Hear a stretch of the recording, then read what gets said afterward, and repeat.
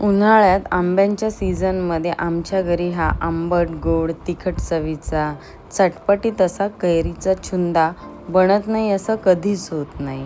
अगदी साध्या सोप्या पद्धतीने झटपट होणारा हा छुंदा बनवण्यासाठी इथे मी राजापुरी आणि तोतापुरी आंबे घेतलेले आहेत, म्हणजे कैरी घेतलेली आहेत. त्याला स्वच्छ धुवून घ्यायचे आणि मग पुसायचं आहे. पुसून झाल्यावर त्याला पिलरने पील करून घ्यायचे आहेत, म्हणजे ह्याच्या साली आहेत त्या पूर्णपणे आपल्याला काढून फेकून द्यायच्या आहेत आणि आतला जो गर आहे त्यालाच आपल्याला फक्त किसून घ्यायचं आहे. आता ह्या सगळ्या कैऱ्या आहेत त्या व्यवस्थित अशा सोलून झालेल्या आहेत. आता आपण मोठ्या तोंडाची एखादी किसणी असेल त्याच्याने किसून घ्यायची.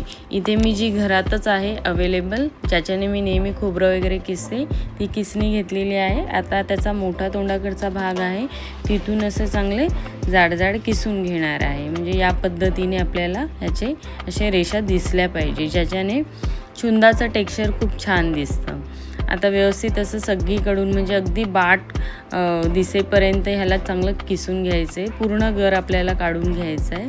तर सगळं किसून झालेलं आहे. ज्या आता कढईमध्ये आपण करणार आहोत त्याच्यातच हा आपल्याला किस काढून घ्यायचा आहे, कारण छुंद्याला आपण कोणतीही फोडणी देत नाही, आपण असंच बनवतो.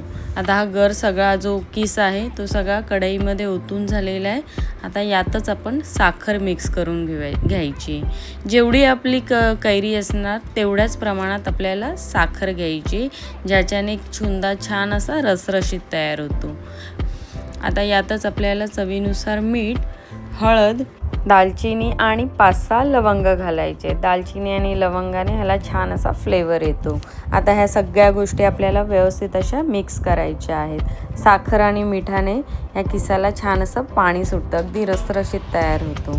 ह्याला आपण झाकून 20 ते 25 मिनटासाठी ठेवून द्यायचे, किंवा तुम्ही जास्त वेळ ठेवलं तरी चालेल. पारंपरिक पद्धतीमध्ये काय करतात, ह्या सगळ्या गोष्टी मिक्स करतात आणि मग एखाद्या काचेच्या बरणीमध्ये ह्याला ओततात आणि वरून असा कपडा बांधतात आणि त्याला उन्हामध्ये ती बरणी ठेवायची 5-6 दिवस. म्हणजे छान असं उन्हामध्ये तो छुंदा मुरतो आणि तसंच पारंपरिक पद्धतीमध्ये छुंदा बनवला जातो. आता ह्या जो किस आपण ठेवला होता त्याला छान असं पाणी सुटलेलं आहे. आपण आता ही कढई गॅसवर ठेवून द्यायची आणि त्याला थोडंसं शिजू द्यायचं. एक झाकण लावायचं आहे आणि 5 मिनटं आपण त्याला झाकण लावून शिजून घ्यायचं आहे.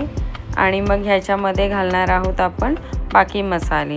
ह्याच्यामध्ये जाणार आहे लाल तिखट रंगासाठी आणि थोडं तिखटपणा येण्यासाठी. याच्यामध्ये 1 चमचा काश्मीरी लाल तिखट घालायचं आहे आणि अर्धा चमचा आपल्याला काळं मीठ घालायचं आहे.